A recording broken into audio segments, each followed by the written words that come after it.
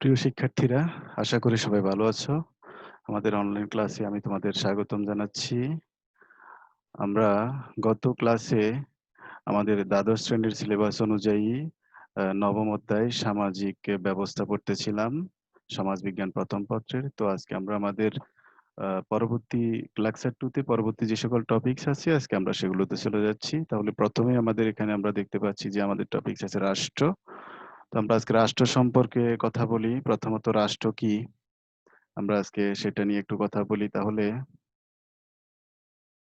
রাষ্ট্র একটি সামাজিক ও রাজনৈতিক প্রতিষ্ঠান। এটি সামাজিক নিয়ন্ত্রণের একটি গুরুত্বপূর্ণ মাধ্যম। মূলত সংগঠিত এবং কেন্দ্রবিশিষ্ট রাজনৈতিক ব্যবস্থার উৎকৃষ্ট রূপ হলো রাষ্ট্র। রাষ্ট্র একদিকে যেমন রাজনৈতিক প্রতিষ্ঠান, অন্যদিকে তেমনি এটা সামাজিক প্রতিষ্ঠানও হতে পারে, যেটা আমি এখানে উল্লেখ করেছি। রাষ্ট্র সমাজ বিজ্ঞানের অন্যতম প্রধান আলোচ্য বিষয়। সাবেক মার্কিন প্রেসিডেন্ট উড্রো উইলসনের মতে, পরিপূর্ণ এবং স্বনির্ভর জীবনযাপনের উদ্দেশ্যে কতিপয় গ্রাম এবং পরিবারের সমন্বয়ে রাষ্ট্র গঠিত হয়। ওকে। তারপরে অধ্যাপক লাস্কির মতে রাষ্ট্র একটি ভৌগোলিক সমাজ যা শাসক ও শাসিতের মধ্যে বিভক্ত এবং যা এর এলাকাধীন সকল সংগঠনের উপর নিজের কর্তৃত্ব করে। ওকে। রাষ্ট্র সম্পর্কে সবচেয়ে গ্রহণযোগ্য যে সংজ্ঞাটি দিয়েছেন সেটা দিয়েছেন অধ্যাপক গার্নার। তার মতে রাষ্ট্র হলো এমন জনসমাজ যা সংখ্যায় স্বল্প বা বেশি, যা কোনো নির্দিষ্ট ভূখণ্ডে স্থায়ীভাবে বসবাস করে, যা বাহিরের শক্তির নিয়ন্ত্রণ থেকে স্বাধীন কিংবা প্রায় স্বাধীন, এবং যার একটি সংগঠিত সরকার রয়েছে যার প্রতি সবাই আনুগত্য প্রকাশ করে।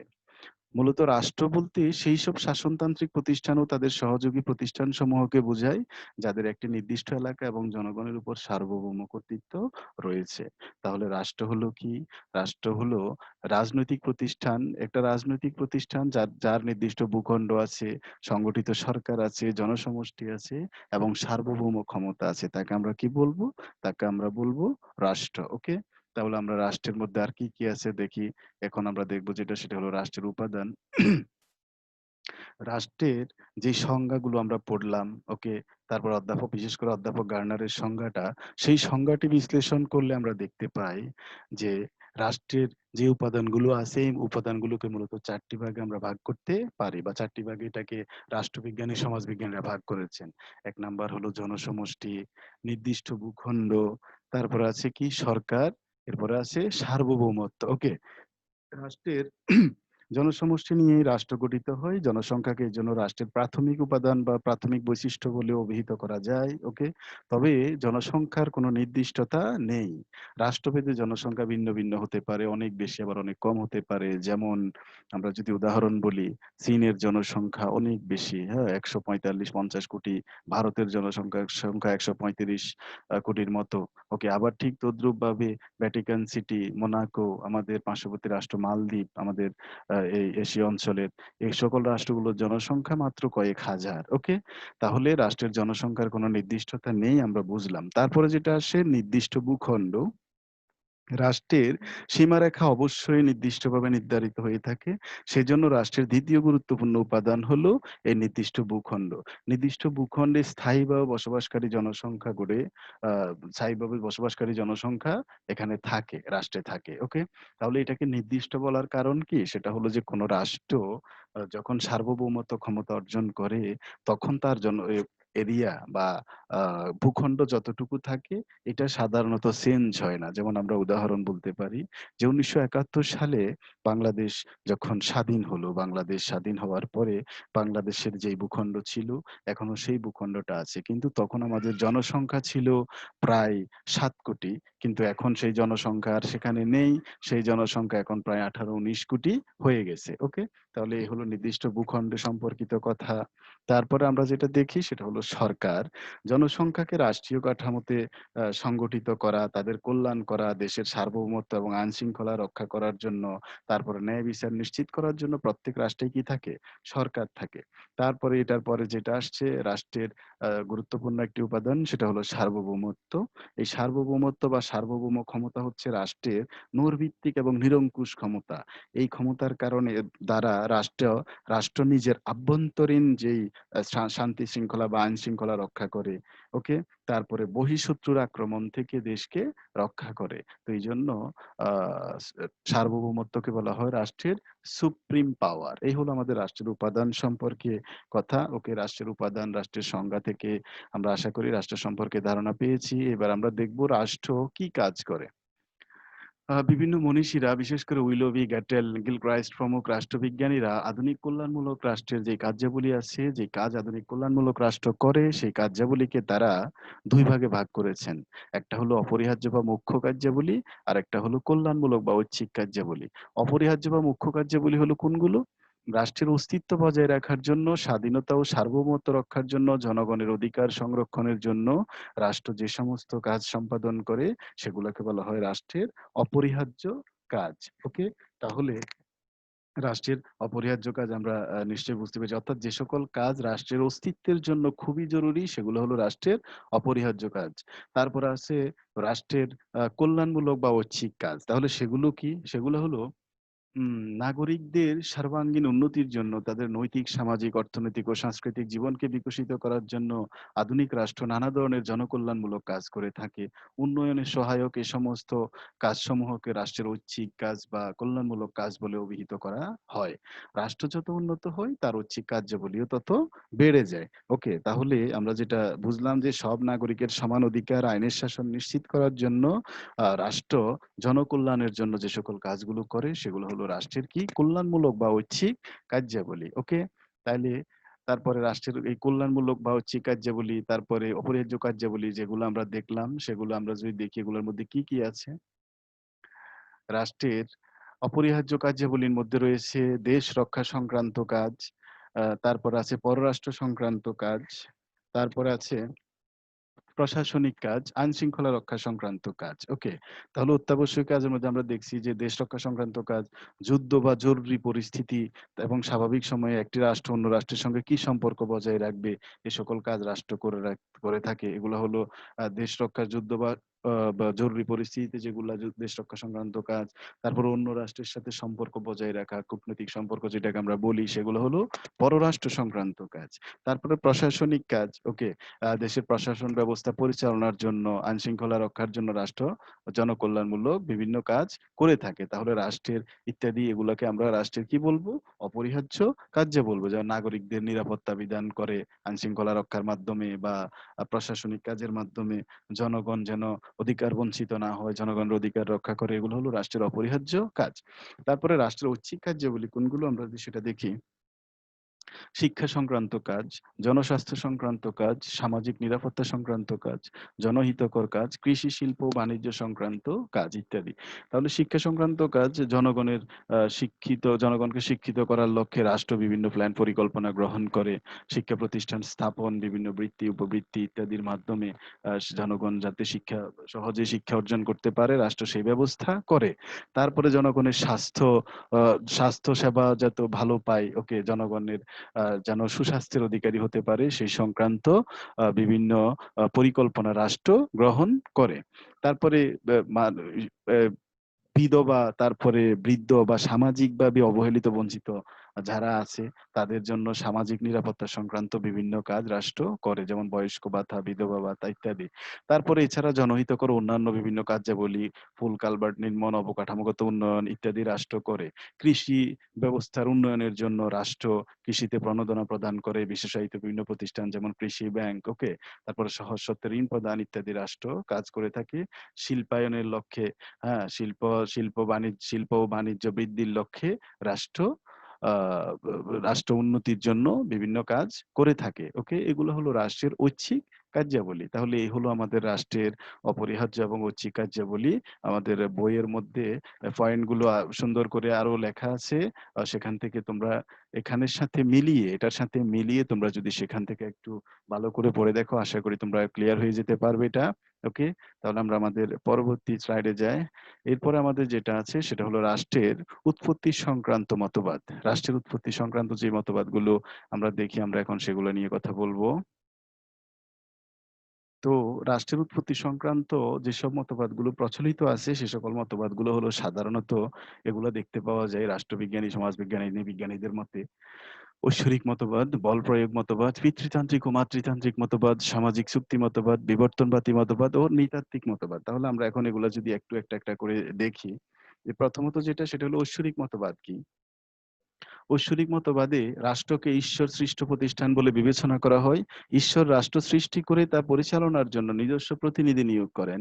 এই মতবাদে বিশ্বাস করা হয় রাষ্ট্রের পরিচালক বা রাজা ঈশ্বরের প্রতিনিধি এবং তিনি তার ইচ্ছা অনুযায়ী রাষ্ট্র পরিচালনা করেন। তাহলে আমরা যেটা বুঝলাম যে রাষ্ট্রের অভ্যন্তরে বসবাসকারী জনগণ কি করবে? রাজার অনুগত থাকবে এবং রাজা যা আদেশ নির্দেশ করবে সেটা মেনে চলবে। ওকে? যেহেতু তিনি ঈশ্বরের প্রতিনিধি। এটা হলো ঐশ্বরিক মতবাদের মূল কথা। তারপরে যেটা আসছে সেটা হলো শক্তি প্রয়োগ বা বল প্রয়োগ মতবাদ। বল প্রয়োগ মতবাদ অনুযায়ী রাষ্ট্রের উৎপত্তির পিছনে শক্তির বিশেষ ভূমিকা রয়েছে। মানুষের অন্যতম প্রবৃত্তি হলো ক্ষমতা লিপ্সা বা অন্যদের উপর কর্তৃত্ব করা। এটা মানুষের সহজাত প্রবৃত্তির মধ্যে অন্যতম। তো প্রভুত্বের মাধ্যমে সমাজ তথা রাষ্ট্র পরিচালনার ইচ্ছা মানুষের সহজাত প্রবৃত্তিরই অংশ বলে আমরা ধরে নিতে পারি। এই মতবাদ অনুসারে রাষ্ট্রবিহীন আদিম সমাজে শক্তি প্রয়োগের কিছু নমুনা যদি আমরা সেটার কথা বলতে যাই, যেমন সবল কর্তৃক দুর্বলের উপর অত্যাচার এবং দুর্বলকে পরাভূত করে অনুগত রাখার যে প্রয়াস, ওকে, এটা ছিল। তারপরে গোত্র প্রদান কর্তৃক নিজ বংশের সকলকে শাসনে রাখার প্রবণতা ছিল। আদিম সমাজের কথা বলছি আমরা। গোত্রপতির নেতৃত্বে এক গোত্র কর্তৃক অন্য গোত্রের উপর প্রভুত্ব কায়েম করত। তারপরে আন্ত উপজাতি যুদ্ধ বিগ্রহ এবং বিজিতের উপর বিজয়ীর আধিপত্য সবসময় ছিল। তাহলে এই যে বল প্রয়োগের যে নমুনাগুলো আমরা বললাম, অনেক মনীষীরা, অনেক রাষ্ট্রবিজ্ঞানীরা বিশ্বাস করেন যে এই বল প্রয়োগের মাধ্যমেই মূলত রাষ্ট্র ধীরে ধীরে রাষ্ট্রের ভিত্তি স্থাপিত হয়েছে, রাষ্ট্র আজকের অবস্থায় এসেছে। তাহলে বল প্রয়োগ বা শক্তি প্রয়োগ মতবাদের মূলে রয়েছে কি? শক্তি প্রয়োগ করা। শক্তি বা বল প্রয়োগের মাধ্যমে রাষ্ট্রের উদ্ভব ঘটেছে। শক্তির দ্বারাই রাষ্ট্র শাসিত হয় এবং ওই শক্তি প্রয়োগের মাধ্যমেই রাষ্ট্রের শান্তি শৃঙ্খলা বজায় রাখা হয় বলে বল প্রয়োগ মতবাদের অনুসারীরা মনে করেন। তারপর আমরা যেটা দেখি সেটা হলো পিতৃতান্ত্রিক ও মাতৃতান্ত্রিক মতবাদ। পিতৃতান্ত্রিক মতবাদে আমরা কি দেখি? প্রথমত আমরা পিতৃতান্ত্রিক মতবাদের কথা বলি। এখানে এই পিতৃতান্ত্রিক মতবাদের অন্যতম যিনি প্রবক্তা তিনি হলেন যে নৃবিজ্ঞানী স্যার হেনরি মেইন। তার মতে পিতৃতান্ত্রিক পরিবার সম্প্রসারিত হয়েই মূলত বর্তমান রাষ্ট্রের সৃষ্টি হয়েছে।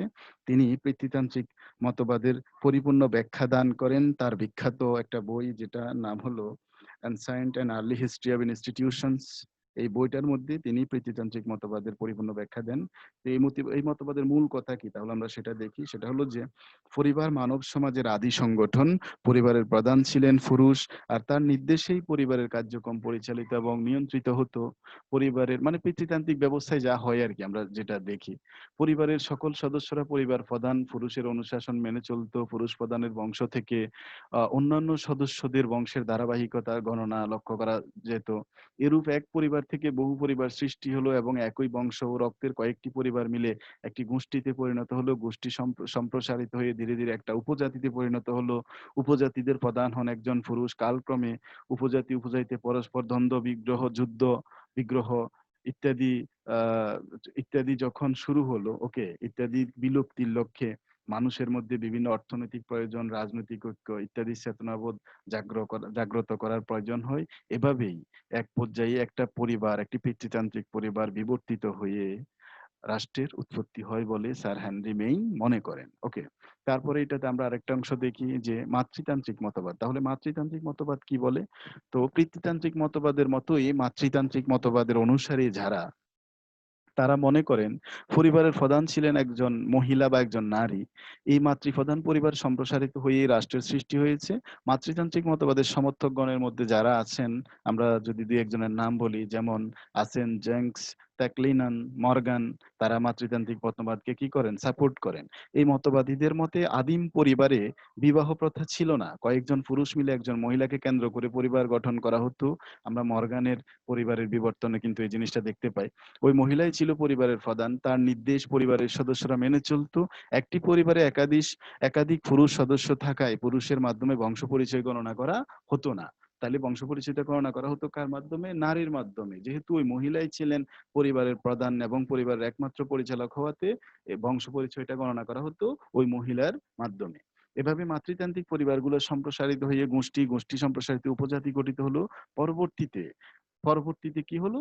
সামাজিক বিবর্তনের ধারায় উপজাতীয় সমাজ ধীরে ধীরে ভেঙে পড়ে এবং কয়েকটা উপজাতির সমন্বয়ে একটি রাষ্ট্র গঠিত হয়। ওকে, এই হলো পিতৃতান্ত্রিক এবং মাতৃতান্ত্রিক মতবাদের একেবারে মূল কথা। ওকে, তারপর আমরা এখানে যেটা দেখতে পাই সেটা হলো কি সামাজিক চুক্তি মতবাদ। তো এই সামাজিক চুক্তি মতবাদ হলো কি, আমরা যদি একটু সেটা সম্পর্কে আজকে কথা বলি। সামাজিক চুক্তি মতবাদের মূল যে চিন্তাবিদ তারা হলেন কে? টমাস হবস, জন লক এবং জ্যাক রুসো। ওকে, তাদের মতে রাষ্ট্রের উদ্ভব ঘটেছে সমাজে বসবাসকারী মানুষের চুক্তির মাধ্যমে।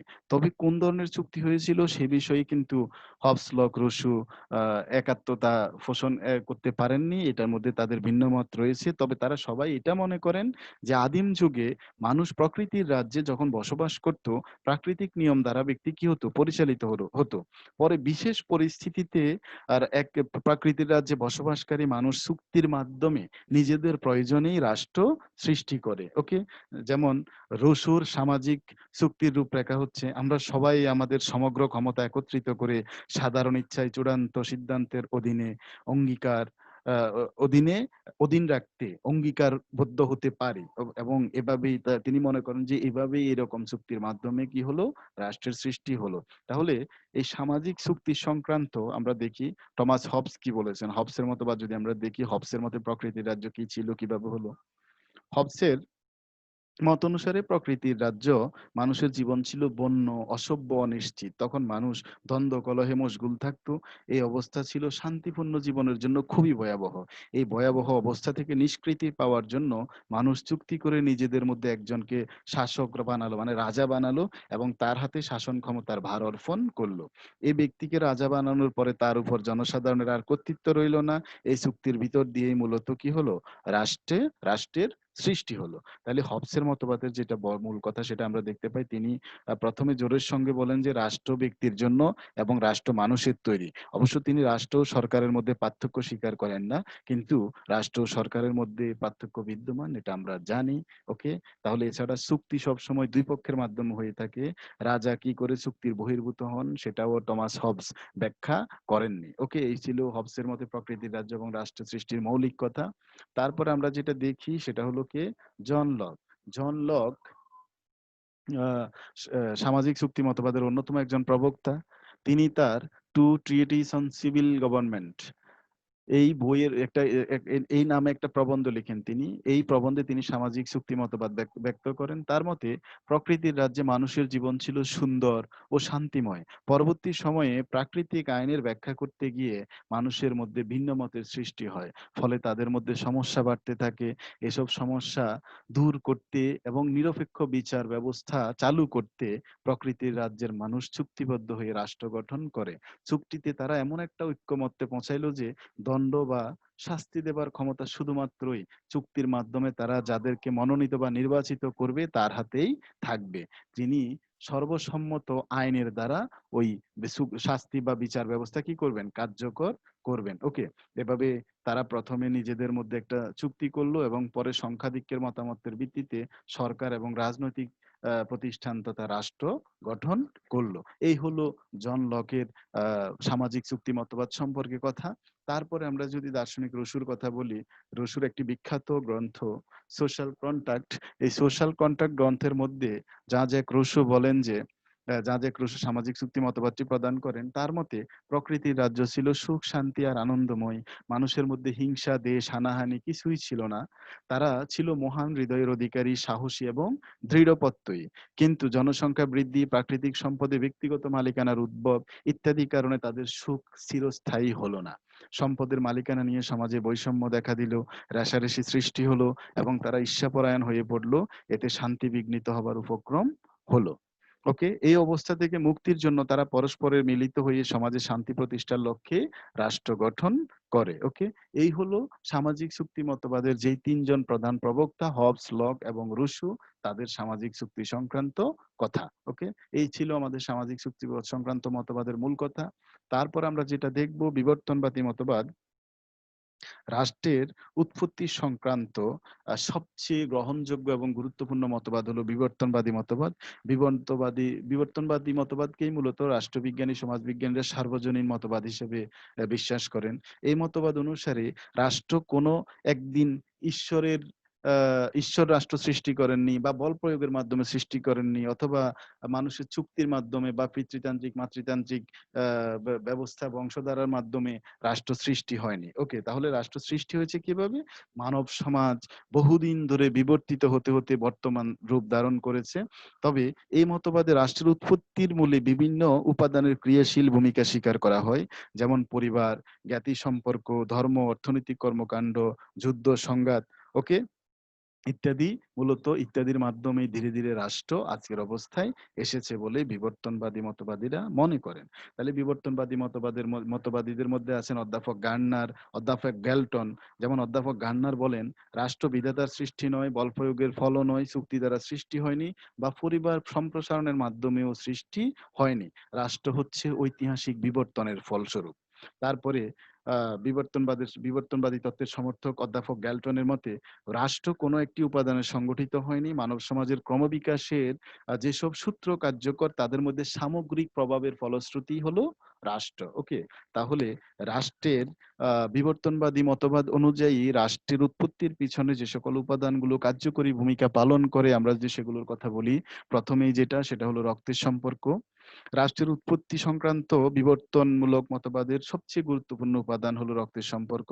রক্তের সম্পর্কের মাধ্যমেই সামাজিক বন্ধন সৃষ্টি হয়। এরূপ সম্পর্কের সূত্র ধরেই গড়ে ওঠে পরিবার, এবং পরিবারের প্রধানকে পরিবার পরিচালনা করেন। এটার ভিত্তিতে ধীরে ধীরে পরিবার বড় হয়, গোত্র সৃষ্টি হয়। ওকে, মাতৃতান্ত্রিক পরিবারে মাতা প্রধান, পিতৃতান্ত্রিক পরিবারে পিতা প্রধান, এভাবে যারা পরিবারের লোক সংখ্যা আছেন, এই পরিবার প্রধানরা তাদের নিজস্ব ভূমিকা পালন করেন। ওকে, এভাবে রক্তের সম্পর্কের পথ ধরেই একসময় পরিবার বিস্তৃত হতে শুরু করে, এবং প্রথমে গোত্র ও পরে গোষ্ঠীর সৃষ্টি হয়, গোষ্ঠী থেকে উপজাতি, এবং আরো সংগঠিত হয়ে সেটা জাতিতে পরিণত হয়। এভাবেই জাতি রাষ্ট্র গড়ে ওঠে। তাহলে এটা হলো রক্তের সম্পর্ক সম্পর্কিত একটা, মানে রাষ্ট্রের বিবর্তনবাদী মতবাদের একটা উপাদান।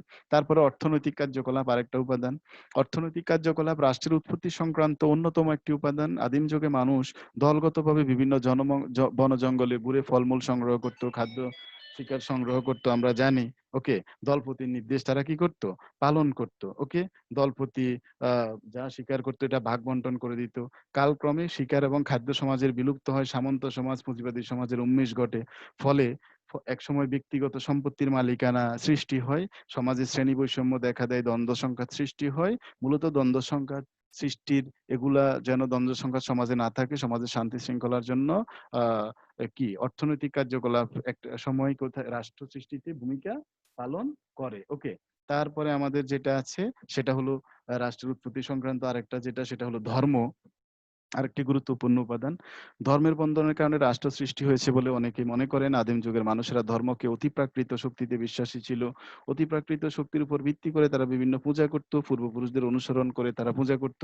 এভাবে ধর্মের বন্ধন গোষ্ঠী বা উপজাতিদের মধ্যে একটা ঐক্যানুভূতি সৃষ্টি করে, এবং সেটা ধীরে ধীরে কি রাষ্ট্র সৃষ্টিতে ভূমিকা পালন করে বলে বিবর্তনবাদীরা মনে করেন। তারপরে আরেকটা উপাদান সেটা হলো রাজনৈতিক চেতনা। রাষ্ট্রের উৎপত্তি সংক্রান্ত যে সকল বিবর্তনবাদে যে সকল উপাদানগুলো আছে, তার মধ্যে সবচেয়ে গুরুত্বপূর্ণ উপাদান হলো রাজনৈতিক চেতনা। মূলত রাজনৈতিক চেতনা সৃষ্টি না হলে রাষ্ট্র সৃষ্টি কখনোই হতো না। রাজনৈতিক চেতনা হলো নিজ সম্পর্কে সচেতন হওয়া। রাজনৈতিক চেতনা রাষ্ট্রের উৎপত্তি সংক্রান্ত উপাদান হিসেবে বেশ ভূমিকা পালন করে।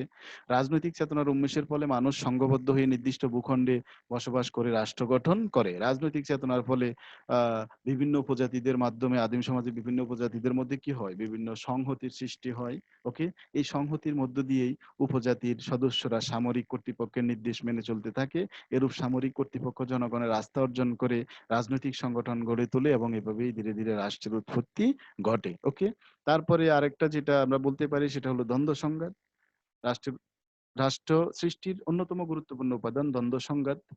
বিভিন্ন ধরনের গোষ্ঠী, পরিবার, গোত্র সংগঠন প্রভৃতি যুদ্ধ বিগ্রহের মাধ্যমে যুদ্ধ বিগ্রহ আদিম যুগে চলতো এভাবে।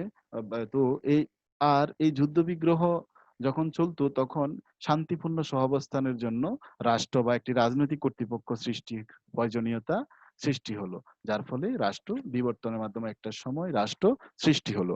এই হলো রাষ্ট্রের সৃষ্টি সংক্রান্ত বিবর্তনবাদী মতবাদ সম্পর্কে মতবাদের মূল কথা। তারপর আরেকটা যেটা আমরা দেখি সেটা হলো নৃতাত্ত্বিক মতবাদ। রাষ্ট্রের উৎপত্তি সংক্রান্ত অন্যান্য মতবাদের মতো নৃতাত্ত্বিক মতবাদী একটি গুরুত্বপূর্ণ মতবাদ। নৃবিজ্ঞানীদের মতে রাজনৈতিক চেতনা ও নেতৃত্বের ধারণা থেকে রাষ্ট্রের উৎপত্তি হয়েছে। আদিম জুথবদ্ধ সমাজে, আদিম সমাজে মানুষ যখন একত্রে বসবাস করত, সেই সমাজে প্রাথমিক পর্যায়ে ব্যক্তির মধ্যে নেতৃত্বের কোনো অস্তিত্ব ছিল না। কিন্তু গোষ্ঠী জীবনের নানা ঘাত-প্রতিঘাতে একসময় নিজেদের প্রয়োজনেই তারা কি করে? দলপতি বা নেতার সৃষ্টি করে। দলপতি বা নেতার আবির্ভাব ঘটে সমাজে। ধীরে, ধীরে সৃষ্টি হয় মানুষের মধ্যে রাজনৈতিক চেতনা। তাহলে রাষ্ট্রের উৎপত্তির মূলে দলপতি এবং রাজনৈতিক চেতনা অন্যতম গুরুত্বপূর্ণ ভূমিকা পালন করে। ওকে? নৃতাত্ত্বিক যে মতবাদ আছে রাষ্ট্রের উৎপত্তি সংক্রান্ত, এই নৃতাত্ত্বিক মতবাদীদের মধ্যে নৃতাত্ত্বিক মতবাদী যারা আছেন মতবাদী কে মতবাদ দিয়েছেন বা নৃতাত্ত্বিক মতবাদকে সাপোর্ট করেন, তাদের মধ্যে আমরা কয়েকজনের যদি নাম উল্লেখ করি, আমরা বলতে পারি লুইস হেনরি মর্গান, ওকে, নৃবিজ্ঞানী লুই, ফ্রিড, সাভিস, গর্ডন চাইল্ড, ওকে। তারা নৃতাত্ত্বিক মতবাদ সাপোর্ট করেন এবং নৃতাত্ত্বিক মতবাদ সম্পর্কে নিজস্ব মতামত তারা দিয়েছেন। যেমন মর্গানের মতে জৈবিক সম্পর্কের ভিত্তিতে গড়ে ওঠা সামাজিক সংগঠনগুলোতে পরবর্তীকালে ধাপে, ধাপে রাজনৈতিক নেতৃত্বের বিকাশ ঘটে এবং সেই রাজনৈতিক নেতৃত্বের ফলস্বরূপ রাষ্ট্রের সৃষ্টি হয়। লুইয়ের মতে সামান্য হলেও আদিম সমাজে রাজনৈতিক চেতনা ছিল। ফ্রিড বলেন সামাজিক সম্পদ বা সুযোগ সুবিধার অসম অধিকার হচ্ছে রাষ্ট্র সৃষ্টির পূর্বশর্ত। ওকে? এভাবে নৃবিজ্ঞানীরা তাদের রাষ্ট্র সৃষ্টির জন্য পিছনে তাদের মতবাদ প্রকাশ করেন এবং এই যে যেটা এতক্ষণ বললাম নৃতাত্ত্বিক মতবাদ সম্পর্কে, রাষ্ট্রবিজ্ঞানীদের এই মতবাদকেই রাষ্ট্র সৃষ্টির নৃতাত্ত্বিক মতবাদ বলে অভিহিত করা হয়। ওকে? এই হলো আমাদের নৃতাত্ত্বিক মতবাদ সংক্রান্ত কথা। তাহলে রাষ্ট্রের উৎপত্তি সংক্রান্ত প্রচলিত এই মতবাদগুলোই দেখতে পাওয়া যায়। আমি সবগুলোই সংক্ষেপে আলোচনা করলাম। আশা করি তোমরা মূল ব্যাপারটা বুঝতে পেরেছ। ওকে? এটার সাথে মিলিয়ে তোমাদের টেক্সট বই থেকে পড়লে তোমরা একেবারেই ক্লিয়ার হয়ে যাবে বলে আমি বিশ্বাস করি। তাহলে আমরা আজকে আর কথা না বাড়িয়ে আমরা পরবর্তী ক্লাসে আবার দেখা হবে। আজকে আমাদের ক্লাস এ পর্যন্তই। সবাই ভালো থাকবে। আল্লাহ হাফেজ।